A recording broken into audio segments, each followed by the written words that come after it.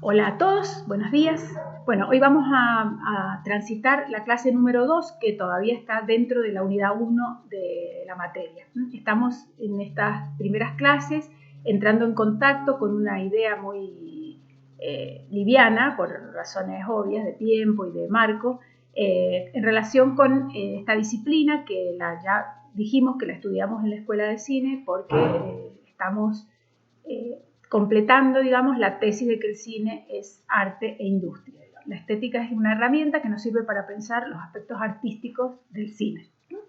Bueno, lo que estamos viendo en estas primeras clases es un poco indagar alrededor de qué es esta ciencia, cuándo apareció, qué la caracteriza, cuál es su método de estudio, su objeto de estudio y algunas modificaciones que ha sufrido en los últimos tiempos, conjuntamente con modificaciones que han sufrido muchas otras disciplinas y el método científico o los procesos de estudio de todas las ciencias en general y de las ciencias humanísticas en particular. Las tareas, y vamos a ver en esta unidad las tareas de la estética, de qué se ocupa la estética en el contexto contemporáneo.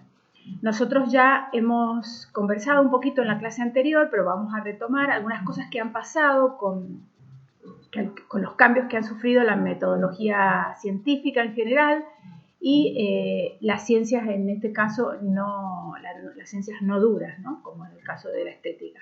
Una de las cosas que ha sucedido es que han aparecido muchas disciplinas específicas que en realidad tienen algunos aspectos en común que hace que se produzca un proceso como de porosidad entre las ciencias en las que se interrelacionan objetos de estudio o se los mira desde diferente manera, pero las miradas se entrecruzan y tienen que ver entre sí.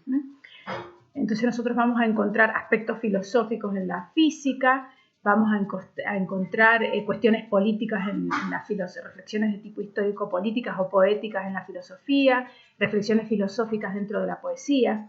Este borramiento de los bordes de alguna manera desdibuja la idea más dura de las ciencias del siglo XVIII y XIX, que eran como ciencias como campos de estudio específicos.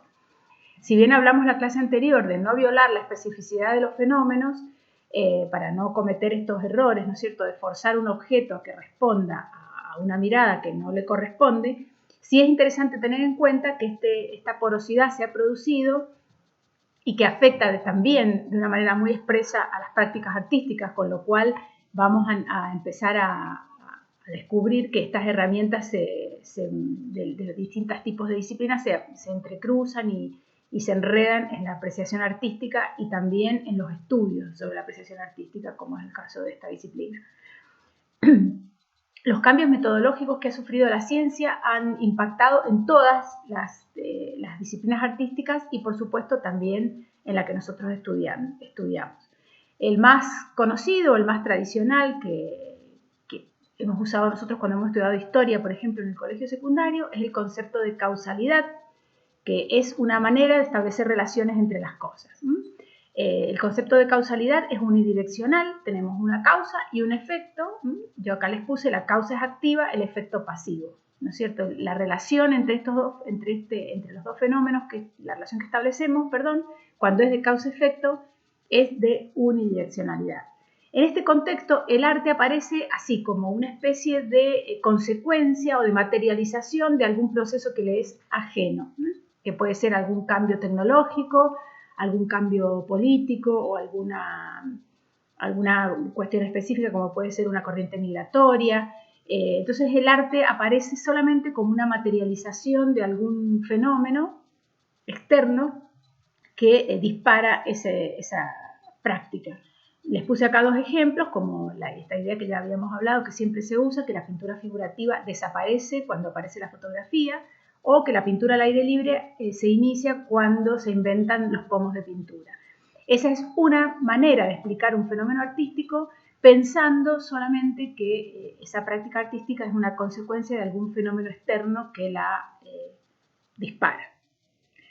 El concepto entonces de causa-efecto se va desdibujando o va perdiendo protagonismo y aparece un proceso que es el de interrelación mutua, que establece que los procesos están ligados entre sí y que se van relacionando de manera recíproca. Entonces ya no tenemos una causa activa y un efecto pasivo, sino tenemos dos fenómenos que se interrelacionan de maneras igualitarias o de maneras simétricas y que van generando las transformaciones sociales o las prácticas artísticas o lo que sea que estemos estudiando. Entonces, de esta manera nosotros vamos construyendo el fenómeno y decimos, bueno, la fotografía aparece y desaparece la pintura figurativa por eso, o podríamos pensar que la fotografía aparece justamente por las búsquedas propias de la pintura. O que los pomos para pintar al aire libre son una consecuencia de la voluntad de los artistas de salir a pintar al aire libre o de los problemas con los que se están enfrentando los artistas. Entonces, esta idea de la interrelación mutua hace que dos fenómenos se relacionen y se influencien uno sobre el otro, sin establecer uno activo y uno pasivo. Entonces, en este contexto podemos pensar así, ¿no? Como que el arte también es un motor que produce cambios sociales. Entonces, no es solamente una consecuencia de los cambios externos, sino que es un motor que produce cambios y hay una tensión entre las partes relacionadas entre sí. Después han aparecido otros conceptos en el siglo XX muy utilizados en el campo científico, como el concepto de función, de signo o de estructura. Ustedes estudian semiótica, así que algunos de esos conceptos los han visto ahí o los van a ver este año.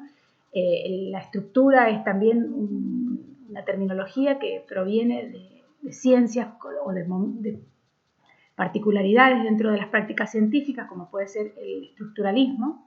Entonces, todas estas palabras que vienen de algunas disciplinas van a formar parte y se van a integrar a la metodología científica y a la forma de estudiar los fenómenos. Nosotros vamos a pensar un poquito cómo está la estética en este momento, de qué cosas se ocupa la estética en este momento y cuál es la metodología o la forma de abordarla, porque nosotros necesitamos que estas herramientas que vamos a aprender nos sirvan para entender todas las disciplinas artísticas, específicamente las contemporáneas, que son muy complejas y que desdibujan mucho la idea que teníamos sobre el arte. En general, casi todas las prácticas artísticas contemporáneas se llevan un poco de cabeza con las ideas que nosotros teníamos sobre el arte, las ideas tradicionales que estaban instaladas dentro del arte en general y de la estética en particular. Ustedes saben que cuando nosotros pensamos en estética siempre es una ciencia que se la asocia con el estudio de la belleza o el concepto de la belleza.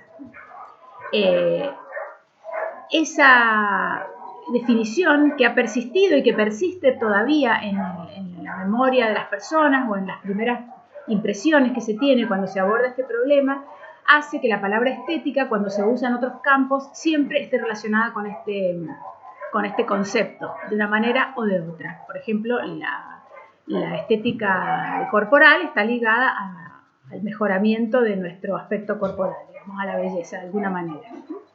Nosotros vamos a ir viendo cómo este principio ha ido desdibujándose, no porque la belleza haya desaparecido, sino porque ha cambiado su conceptualización y además ha perdido su posición dominante dentro del campo de estudio de la estética. En la clase que viene vamos a desarrollar cómo se produce este fenómeno en términos históricos, ¿no? Pero sí me parece interesante que ustedes sepan que cuando decimos la estética se ocupa de la belleza, estamos hablando de la estética clásica, ¿no? La estética contemporánea estudia la idea de belleza en el contexto de lo contemporáneo, pero no es lo que la define porque ya no tiene la función dominante que tenía en los momentos previos. Bueno, acá yo les he puesto un pequeño recorrido muy simple de cómo se concibe la belleza o cómo se concebía la belleza.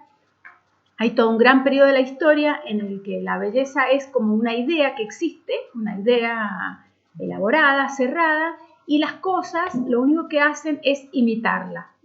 Entonces aparece esta idea de la belleza con un origen metafísico y un origen permanente que está por fuera de las reflexiones del hombre, y el hombre lo único que puede hacer es conocerla, instruirse para conocerla e imitarla. Esta belleza ha tenido esta belleza metafísica, digamos, o de origen divino, o de un origen por fuera de la naturaleza propia del hombre, sino que lo preexiste al hombre, se ha descrito de maneras diferentes en distintas culturas. Pero para que ustedes entiendan cuál sería el proceso, yo digo que la belleza es esto, y el artista lo único que debe hacer es aprender qué es eso y aprender a realizarlo o imitarlo. La idea de belleza, en el caso del arte griego, está ligada a la naturaleza, aparece una naturaleza idealizada, y el arte lo que hace es imitar esa naturaleza idealizada para acercarse a una idea de belleza. En términos de las prácticas artísticas, esto significa que durante largos periodos de la historia del arte, los artistas no tenían que crear cosas, sino que más bien tenían que aprender procesos técnicos y aprender definiciones y conceptos y resolver eso o materializar eso. El que lo hacía mejor era el artista más importante. Entonces tenemos acá un sujeto pasivo en ese sentido. El artista imita y el espectador observa la belleza. En este caso, la belleza es una cualidad del objeto. Lo que es bello es el objeto. Solamente el sujeto aprecia esa belleza o realiza objetos que imiten esa belleza o que se acerquen a esa belleza. Entonces la belleza está en el objeto. Después hay una gran transformación a finales del siglo XVIII, durante el siglo XIX, que aparece el concepto de gusto.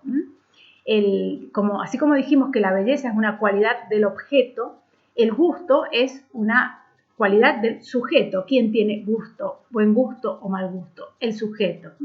Entonces, en este caso aparece esta teoría que va a cambiar, a transformar un poco la idea que se tenía sobre la belleza como algo universal en la que el sujeto solamente la observaba o la producía luego de haberla aprendido, y aparece la capacidad del sujeto o la idea del sujeto como portador de las condiciones necesarias para producir la belleza y para observar la belleza. En este caso, como todavía estamos en un periodo histórico donde la relatividad de los conceptos no está instalada, entonces, ¿qué hace la filosofía o las ciencias que se van a ocupar de este tema? Tratan de encontrarle a la teoría del gusto una idea de universalidad o de pautas que van a estar relacionadas con lo que se conoce como el buen gusto. Cuando nosotros decimos un objeto debe ser bello, tenemos que decir qué características debe tener para ser bello. Entonces, la estética clásica que establecía la belleza como metacategoría o como categoría principal, también tenía que explicar y describir y argumentar qué era esa belleza. Esa es la forma de establecer un concepto, ¿no es cierto? En el caso del gusto, de las teorías del gusto, también aparece esta idea del buen gusto para separarla del mal gusto, y el sujeto que tiene buen gusto, y hay que establecer y describir qué es el buen gusto. Entonces seguimos tratando de construir parámetros estables y universales y verdaderos alrededor de estos conceptos que a nosotros hoy nos resulta complejo pensar de manera universal, pensar que podemos unificar criterios para establecer qué es el buen gusto, o pensar que podemos unificar criterios para establecer qué es la belleza. En nuestra cultura ya parece algo imposible. Pero en este momento todavía el desafío de las ciencias era establecer estos principios universales, aún con fenómenos ligados a la subjetividad, como es el caso del gusto. Acá el sujeto es activo, se define el buen gusto, y entonces el sujeto debe poseer buen gusto, ya sea para ser artista, ya sea para apreciar el arte. Esto que yo les estoy contando tiene un impacto en algunas disciplinas artísticas y en algunas prácticas que aparecen en el siglo XIX. Una de ellas es, por ejemplo, la crítica de arte. La crítica de arte viene a ser como una disciplina que lo que va a hacer es educar al espectador. Eso es lo que va a tratar, va a proponer una mediación entre las obras de arte que son de buen gusto, el sujeto que tiene buen gusto, y la tarea de educar al sujeto que no tiene buen gusto, de orientarlo en su apreciación o en su percepción.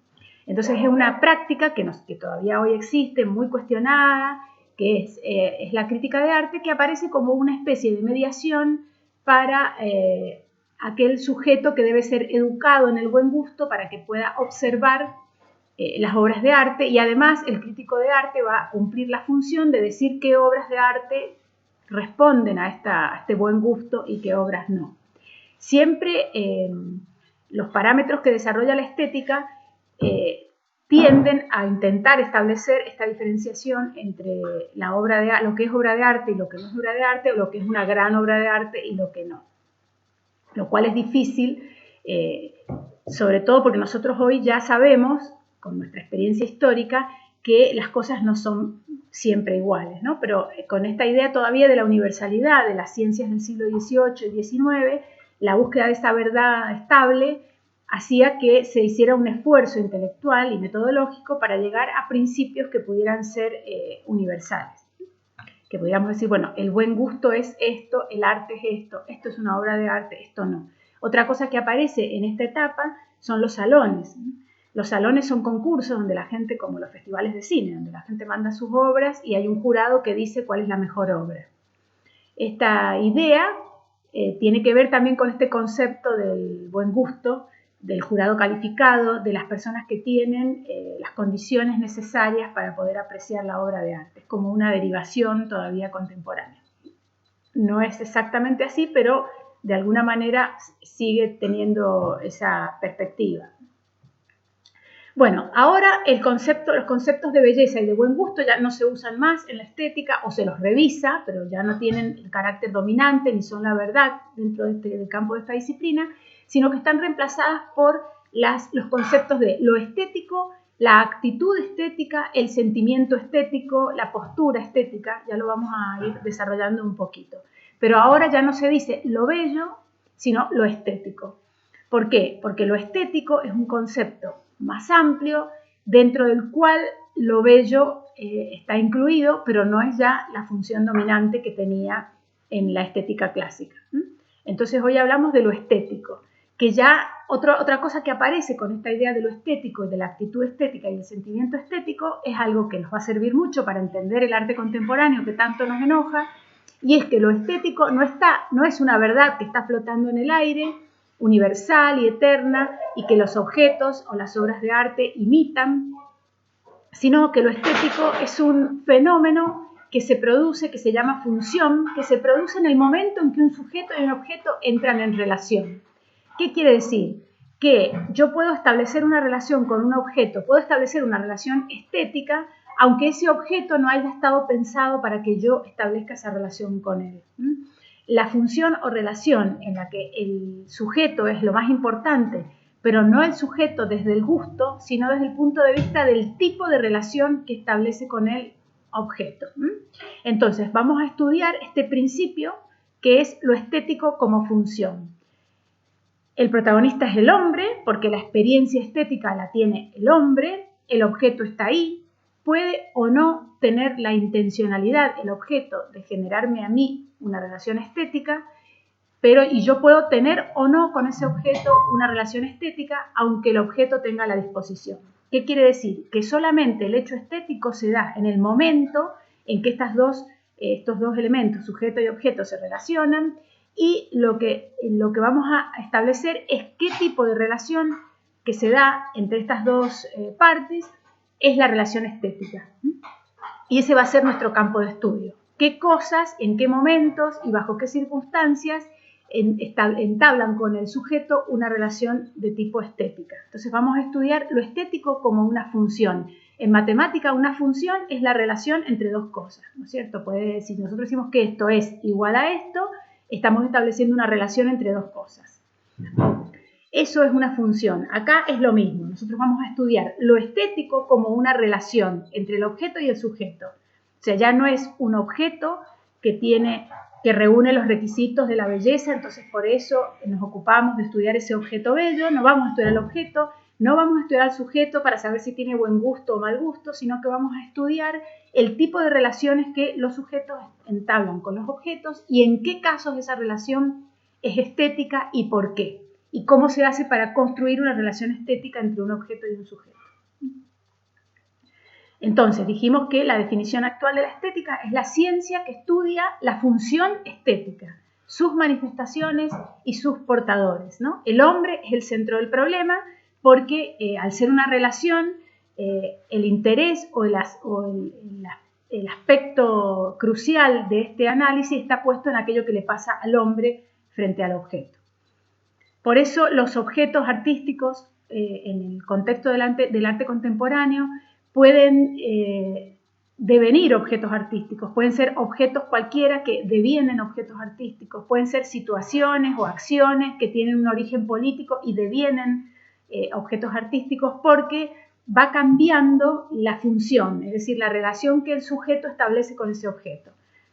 Un ejemplo burdo, pero se los pongo acá para que ustedes piensen cómo la marcha de las madres de las plazas de Mayo, que son esas vueltas circulares en la Plaza de Mayo, puede ser vista como una performance y ser apreciada desde un punto de vista poético, independientemente de que no haya tenido esa intencionalidad.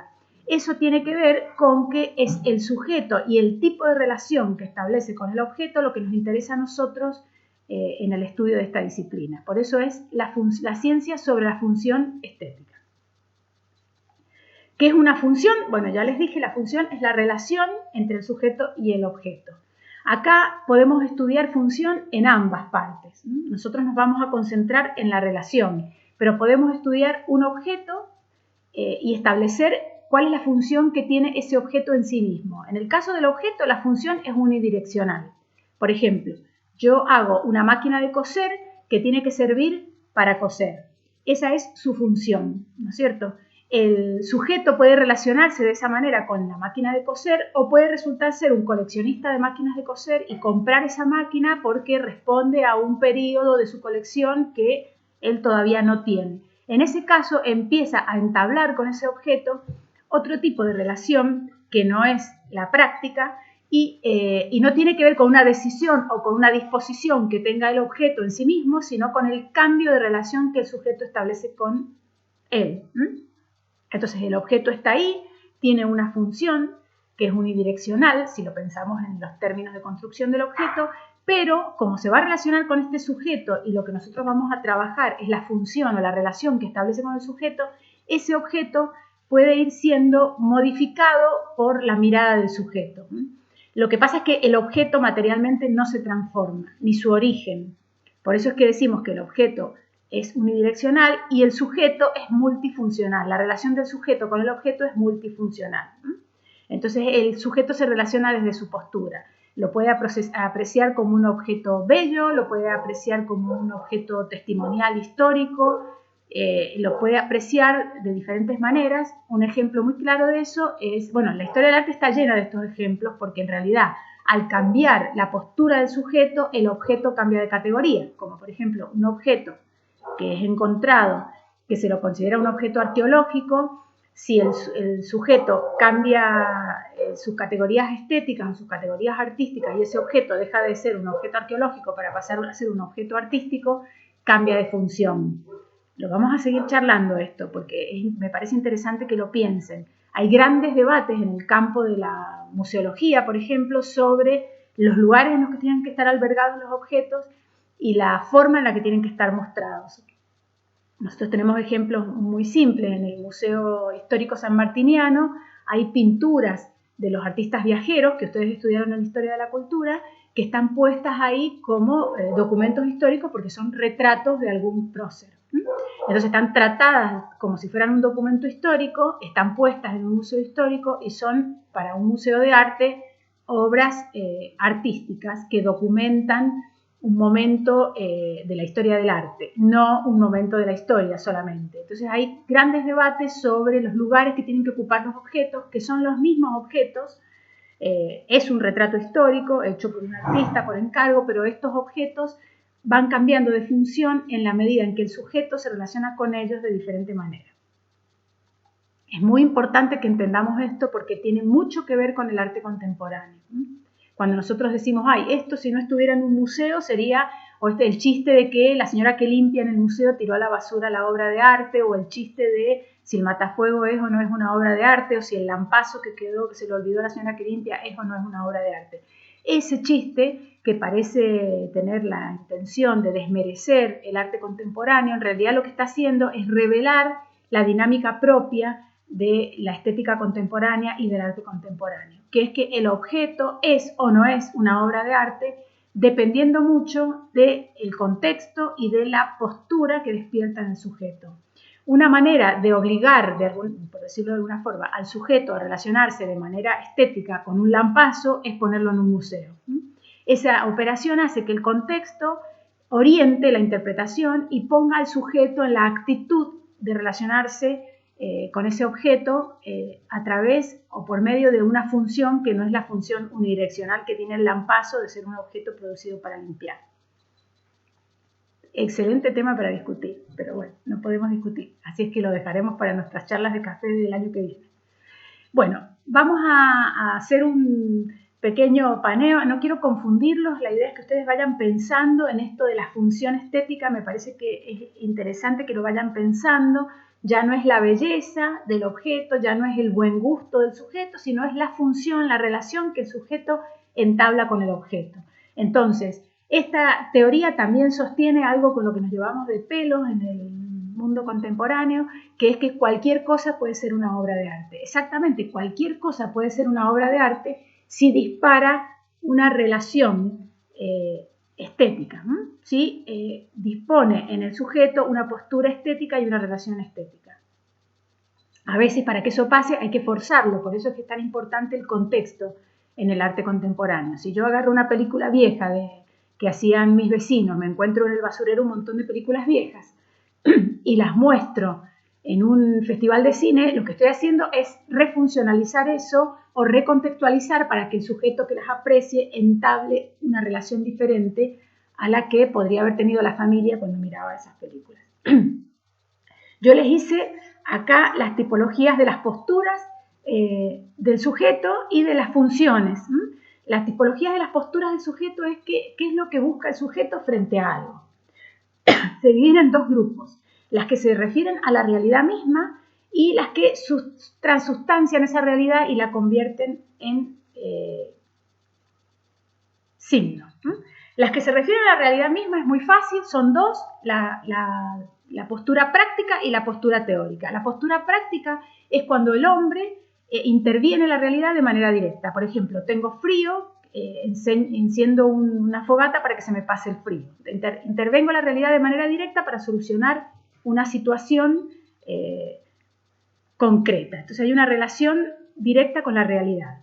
Después, ¿qué hace el hombre frente a esa situación? Dice, bueno, a ver, tengo que pensar en la combustión. ¿Qué es la combustión? Pensar en la combustión y en qué elementos son combustibles, con cuántas cosas puedo calentarme, es lo que se llama función teórica.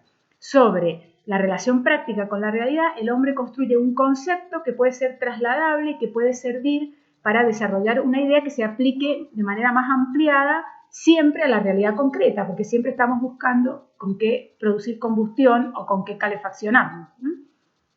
Pero la teoría lo que hace es crear conceptos a partir de la experiencia práctica. En los dos casos hay una relación directa con la realidad. Después existen lo que se llaman las funciones en las que la realidad está convertida en un signo. ¿Qué quiere decir que la realidad está convertida en un signo? Que aquello que miramos no es la realidad misma, sino es un elemento mediador que ejerce en el sujeto un efecto de referencia hacia una realidad que está por fuera de él. Parece difícil, pero no lo es. ¿Qué quiere decir? Por ejemplo, acá yo les puse un ejemplo así gracioso, que es que cuando yo apuñalo una foto del enemigo o una figurita para que esa persona sufra. Lo que estoy haciendo es relacionarme con un objeto, pero esa relación con el objeto no es directa, sino que ese objeto alude a una realidad que está por fuera de él. La realidad convertida en un signo, en este caso materializada en esta figurita. En la función simbólica, lo más importante no es el objeto, sino aquello que está por fuera del objeto, aquello a lo que alude. Por ejemplo, si yo voy a rezar a la iglesia, la cruz de madera con el Cristo, en realidad es un objeto material que alude a algo que está por fuera de él. Entonces el objeto no es lo importante en sí mismo, sino aquello a lo que hace referencia. Y la relación que yo establezco con ese objeto es a través de su condición de objeto mediador para con una realidad que está por fuera de él.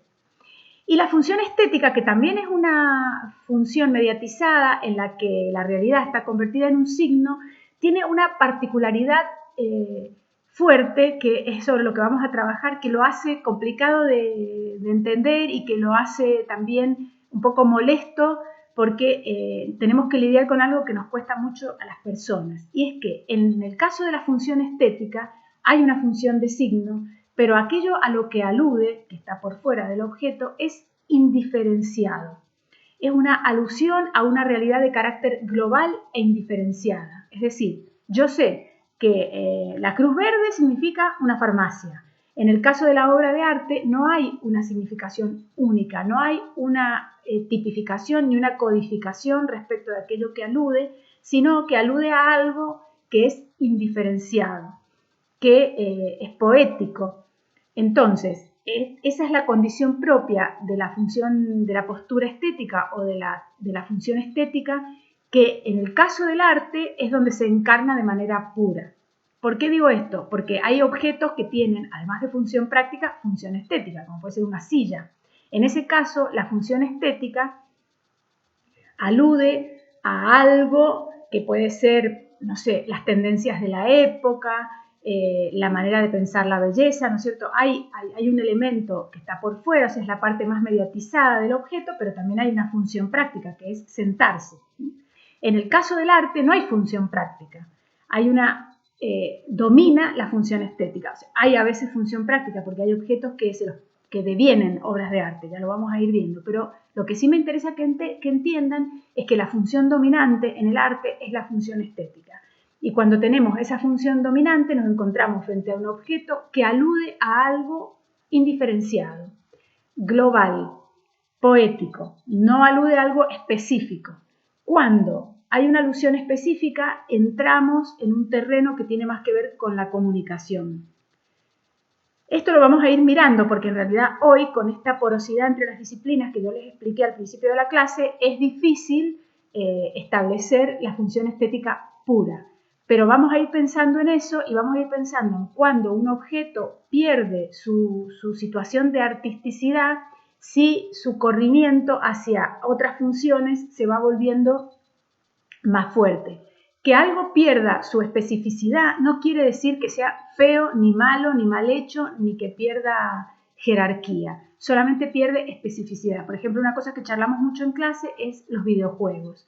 ¿Cuál es la función principal del videojuego? O sea, ¿qué hace un videojuego que sea genial? La jugabilidad. Si el videojuego no sirve para jugar, por más hermoso que sea, pierde su carácter de videojuego. Entonces, la función dominante en el videojuego no es la estética, aunque sea importante la función estética. En ese caso, podríamos aventurar y decir que un videojuego no es una obra de arte. Lo que hay que acostumbrarse es que decir que algo no es una obra de arte no quiere decir que algo es de menor jerarquía. El arte no son los objetos de más jerarquía de las prácticas humanas. Eso hay que sacárselo de la cabeza. Lo que estamos tratando cuando decimos es una obra de arte o no es una obra de arte, establecer la especificidad en cuanto a la función. Sí hay obras de arte que comparten o que se empiezan a correr de manera elástica alrededor de estas funciones que vamos a ver sobre todo en el arte contemporáneo, pero en realidad en la historia del arte, porque por ejemplo las pinturas que estaban en las iglesias cumplían una función didáctica, que era que las personas que entraban a la iglesia, que no sabían leer, aprendieran la historia de la Biblia. Pero eso no es lo que los ha convertido en obras de arte. Entonces, cuando una obra de arte es una obra de arte, cuando domina la función estética, que no quiere decir que sea linda, que domine la función estética. Eso es lo que vamos a estudiar en esta materia. Bueno, yo les puse las funciones cuando están puestas en los objetos, también es lo mismo.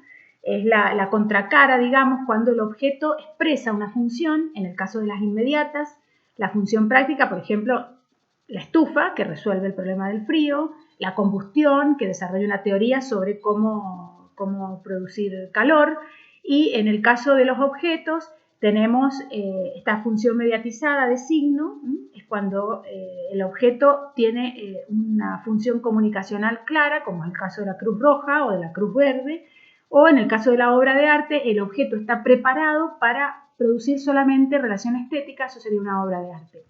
Tampoco quiere decir que las obras de arte hayan sido siempre, ni han sido siempre obras de arte, a veces han sido objetos de uso que han devenido obras de arte y pasa al revés. Hay obras de arte que terminan cumpliendo otros roles, como puede ser el caso de una obra de arte que esté en un museo histórico para documentar un hecho histórico. Este fenómeno va y viene. Por eso lo que a nosotros nos va a interesar es de estas tipologías de funciones y de los objetos y de postura del sujeto, cuándo se aparece lo artístico o lo estético y cuándo no. Lo estético es en general, porque la función estética, ya les expliqué, se puede entablar con otro tipo de cosas que no sean el arte, pero en el caso del arte tiene que dominar, en el caso de la relación que el sujeto establece con el objeto, tiene que dominar la función estética para que se pueda pensar dentro del campo del arte. Bueno, acá yo les hice un cuadrito sobre qué es la postura estética y la función estética. La postura estética es la que tiene el sujeto, que la tiene frente a todas las cosas y específicamente frente al arte, y la función estética es la que tiene el objeto, que pueden tenerla todos los objetos, pero que domina en el campo del arte. Ahora, lo estético se produce en esta relación. Podemos estar frente a una obra de arte y no tener una relación estética, o viceversa. Podemos estar frente a un objeto cualquiera y tener una relación estética. Lo que nosotros vamos a estudiar es esa función, más allá de las características del objeto y de la actitud del sujeto. Todo junto, porque si no, no se produce el fenómeno. Bueno, les puse acá una conclusión pequeña. La estética no es una ciencia normativa que decide sobre lo bello y lo feo, que sería una forma de construir una objetividad, ni sobre el buen gusto o el mal gusto, que sería una forma de construir al sujeto, sino que averigua, explica y descubre leyes que rigen procesos estéticos. Es decir, no anticipa la evolución y no juzga, sino que estudia, explica, descubre y organiza de manera teórica procesos estéticos.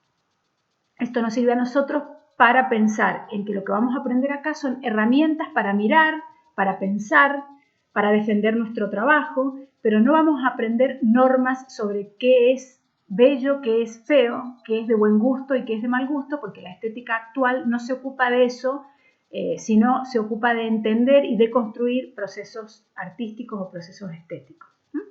Yo les puse, como siempre, unas imágenes para ir pensando. Les puse acá la Catedral de Notre Dame, que estaba muy de moda porque se quemó.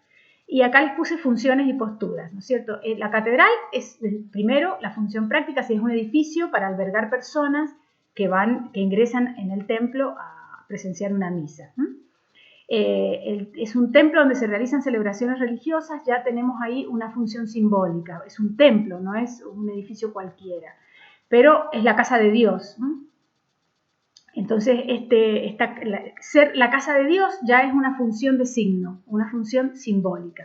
Dijimos, es un edificio para albergar personas, como cualquier edificio, pero es un templo, o sea que ya tiene las características, por ejemplo, su planta tiene unas características que tienen que ver con las características que tienen todas las iglesias, con una especie de idea, de concepto, que tiene que ver con la liturgia. Entonces ahí ya aparece la función teórica. Si uno va a diseñar una iglesia, necesita saber eso para que la iglesia sea una iglesia y cumpla esa función de no ser un edificio cualquiera, un galpón, por ejemplo. Las mezquitas tienen un trazado, las iglesias otro. Ahí tendríamos función teórica.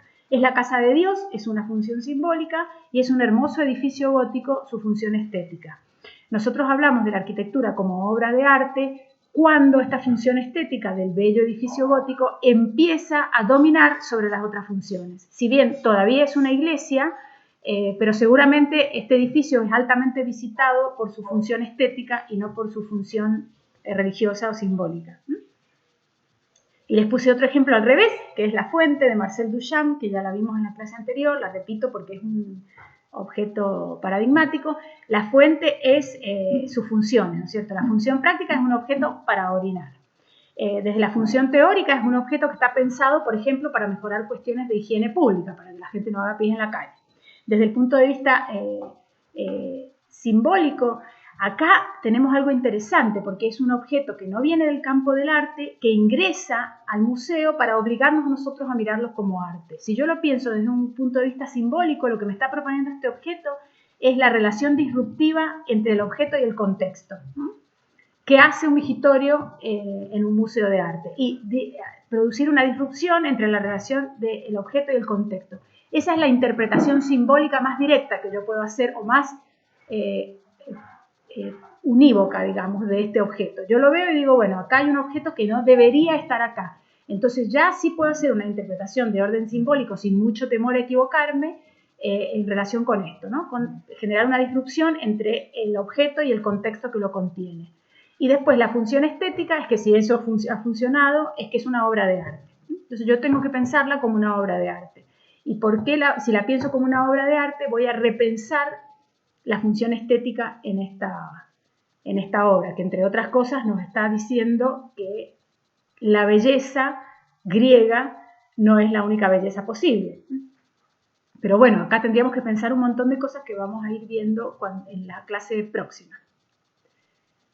Bueno, ahí cerramos esta parte, ahora les voy a subir la clase siguiente, que es ya nos vamos a adentrar en cuestiones más relacionadas específicamente con el arte. Espero que les haya gustado y me van escribiendo si hay cosas que no entienden.